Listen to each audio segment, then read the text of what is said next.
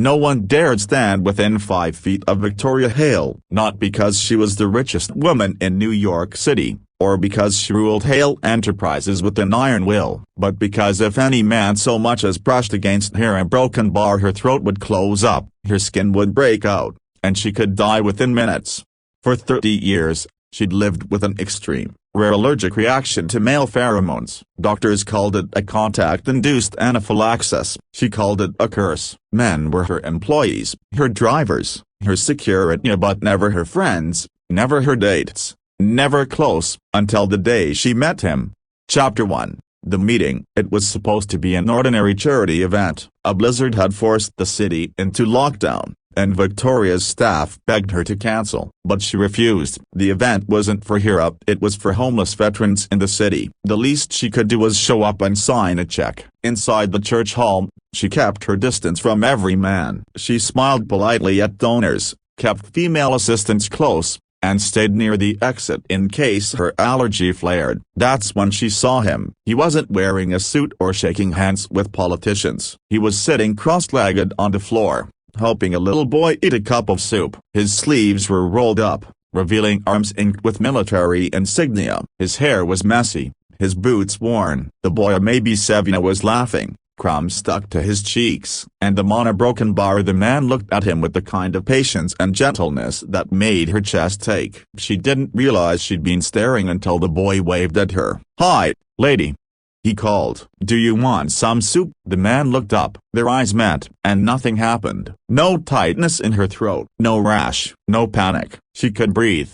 Chapter 2. The unthinkable. Victoria froze. 30 years of avoiding men, of fearing even a handshake, and now here was one sitting 20 feet away, and she felt a broken bar safe. Her assistant whispered, "Ma'am, are you all right?" But she ignored her. She walked toward the man. Every step felt like walking into a fire she'd been warned about all her life. She knelt beside the boy. "Hi there," she said softly. "What's your name?" "I'm Caleb." The boy grinned. "This is my dad. He used to be a soldier." The man nodded politely. "Daniel Brooks." And still nothing. No allergic reaction.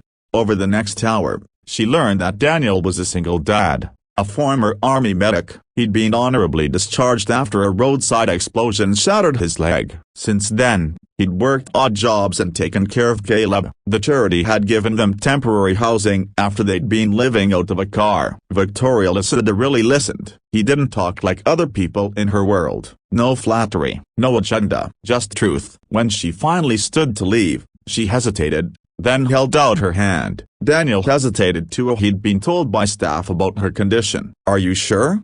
he asked. "I'm sure." Their hands met. Warm, solid, human. Still no reaction.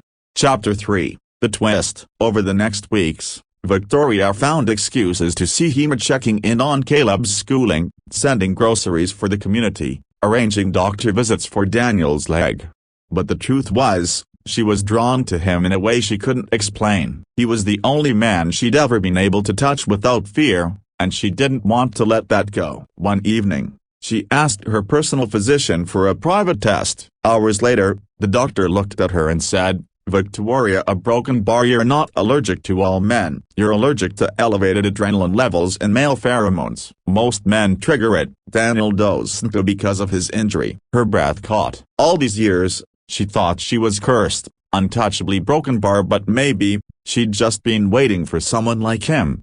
Chapter 4. The climax. One snowy night, she found Daniel sitting outside the church after volunteering. Caleb asleep beside him. He looked tired, more tired than she'd ever seen him. "You don't have to do this alone anymore," she said quietly. He shook his head. "Victoria, a broken bar. Your life, your world. It's not for people like me." She stepped closer. "Daniel, for 30 years, I thought no man could stand beside me. And then you showed up, sitting on a floor with a little boy, giving him soup before you even thought about eating yourself. If that's not the kind of man who belongs in my life, I don't know who is." His eyes softened. He looked at Caleb, then back at her. "You sure about this?" She took his hand. "For the first time in my life, I'm sure."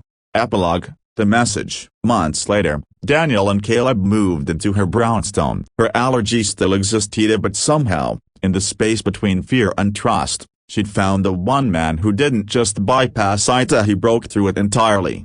Victoria learned that sometimes, the walls we build aren't to keep others out, a broken bar, they're to keep ourselves from finding out that love was possible all along. And Daniel, he'd tell anyone who asked, she wasn't looking for a hero. She just needed someone who'd sit on this floor and share soup.